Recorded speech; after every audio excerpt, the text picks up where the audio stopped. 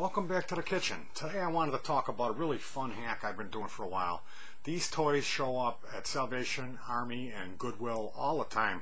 They must have been pretty popular Christmas present. These kids are like outgrowing it now, so they're showing up. Usually you get paying about $1.99, $3 is about the most I like to pay. And I've passed up on more than a few because they were like $4 or $5 or whatever. Anyway, it's the Hanna Montana guitar. It comes with a little wire, like a headset mic, and there's an input jack for that mic, which inside of it there's an echo circuit. There's 3 knobs on the front of it, volume, mic volume, and then echo. So there are a few downsides to this. I mean, I wouldn't necessarily, personally, I wouldn't make this into like a guitar effect, although you could. I mean, it's a petey 2399 echo chip in there. I suppose you could monkey around with this and get this going, no problem.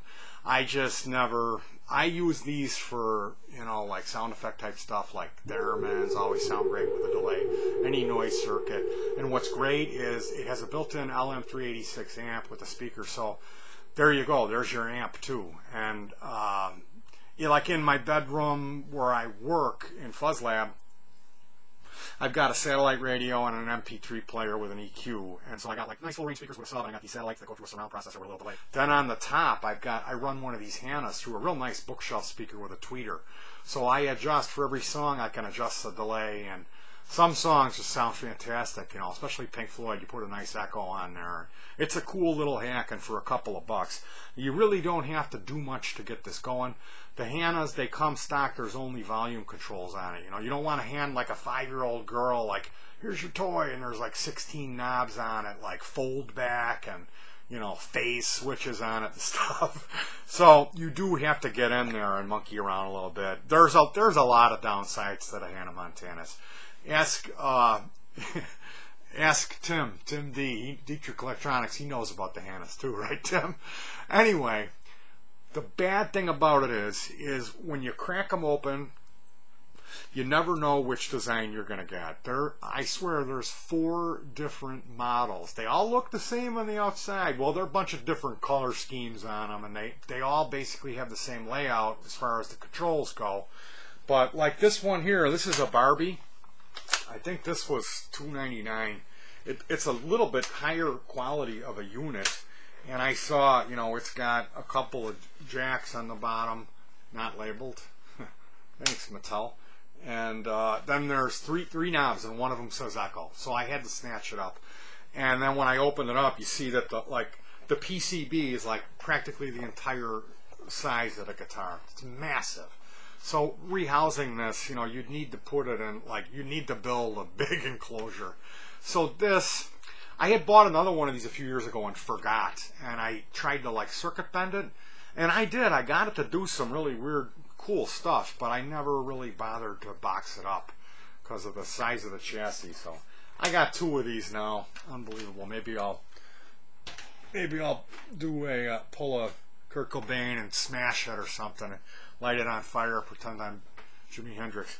So yeah, there's a full-size massive honking board. There's a little smaller board.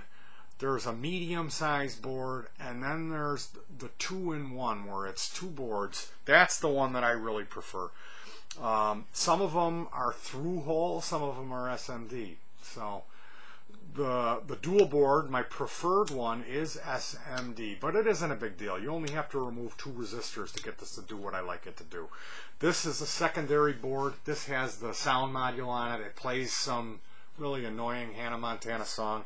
I would suggest that you get this cut out of there as soon as you can, because you don't want to hear that song more than once.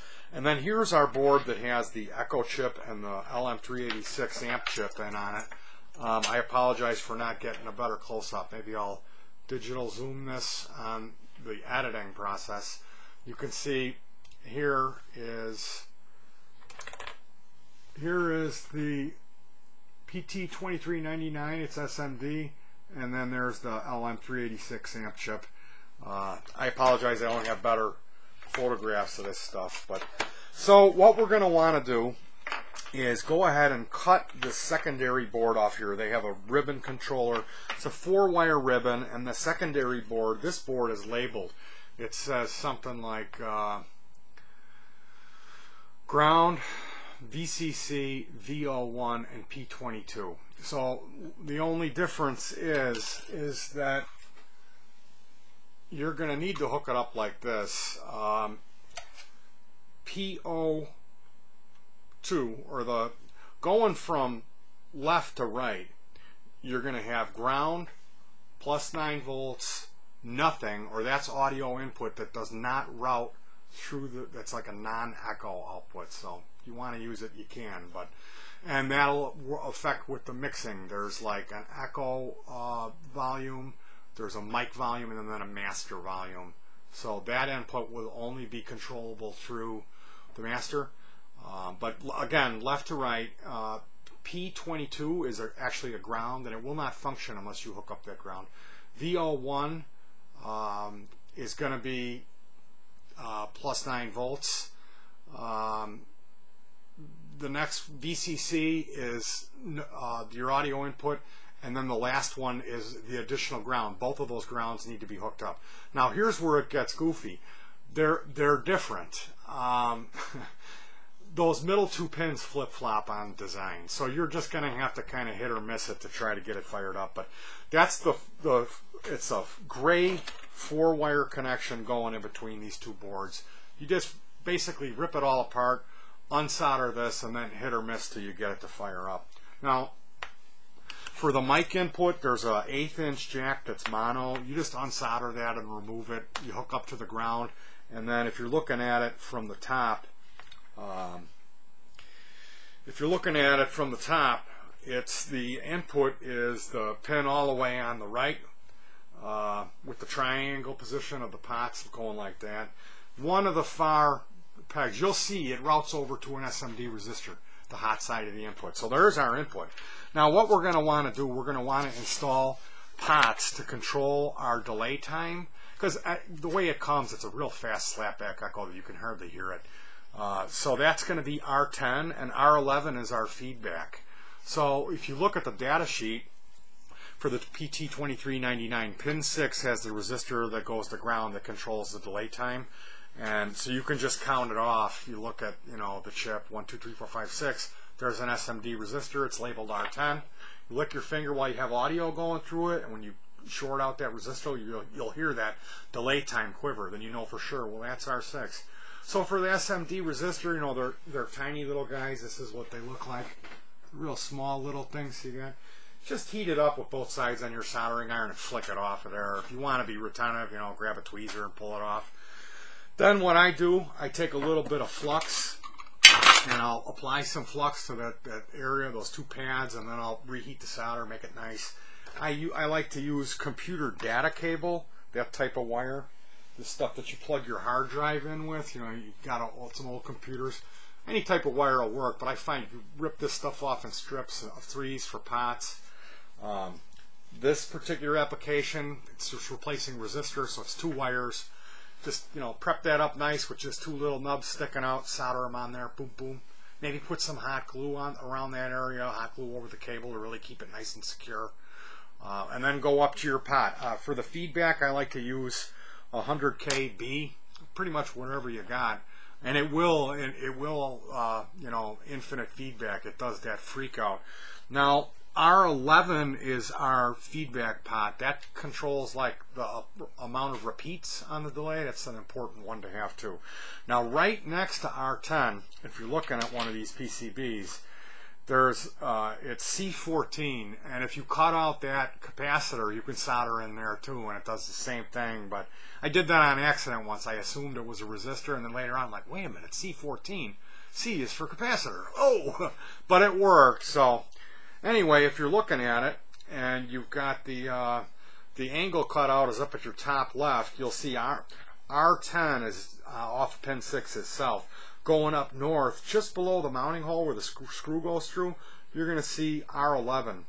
And you can go ahead and lick your finger, stick it on there, you'll hear it feedback. So remove that, same process, flick that resistor off there, cut in a little couple of wires. And now this is where it gets goofy. You know, if you look at like an echo base, is a PT2399 based echo box, that calls for a 100K A pot for the feedback. I really didn't like the way the 100K, it was all bunched up towards the end, you know, nothing would happen, then whoa, there it all is, right in there. So on one of these circuits, you know, you'd think they'd be the same. One of them, a 100KC, a reverse log, worked really well for that. This one, it didn't like the 100K. This was a different board. This was one of the larger ones when I made my notes, and that had the flip-flopped pinout for the input board. They are a little different. So for this one, I ended up going with a B10K for the feedback, and it worked just fine.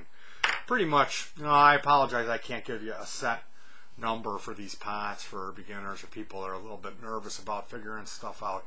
I can assure you it's not going to hurt anything to put whatever value pot you want in there. Just experiment. Use whatever you got. So the idea behind this, I'm building this big, like, arc of noise, this box with all these, you know, like noisy circuits and effects in it. My brother-in-law Kenny, for like 15 years, this car alarm horn was sitting up in my mother-in-law's closet, and I was lusting after it. It's like, I gotta have that thing. When I was a kid, we had an automotive catalog called Warshawski, and I used to go in the bathroom, I'd read the page where they had all the horns.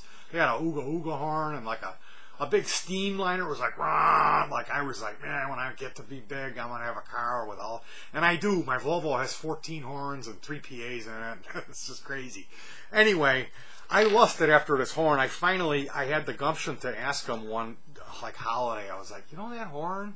It's in Mom's closet. I was like, could I? And he was like, go ahead. Like, I don't even, he was like kind of creeped out about it. I was like, thank you, you know. So this is going to go on the front. I actually saw, there's a video on YouTube, some guy has one of these, same thing on like a Nan synth or something. When I saw that, I was like, man, that golden horn really pulls that thing together. I got to get one of those. So this is going to go on the front of the Beast, and I got a Crybaby, reverse Crybaby, to do the Dave Gilmour like seagull sound effect from Echoes. I got that going, so I thought, you know, if I feed that through one of these Hannas, coming out of this horn, I bet it would sound really cool. So that's what I've got hooked up. It's the Crybaby sitting over there. I'm like, I'm going to watch a horror movie with my kid. I don't really have time. So I got left over from yesterday. I got the Synthrotech Nan synth hooked up, and I'll demo this Echo for you real quick.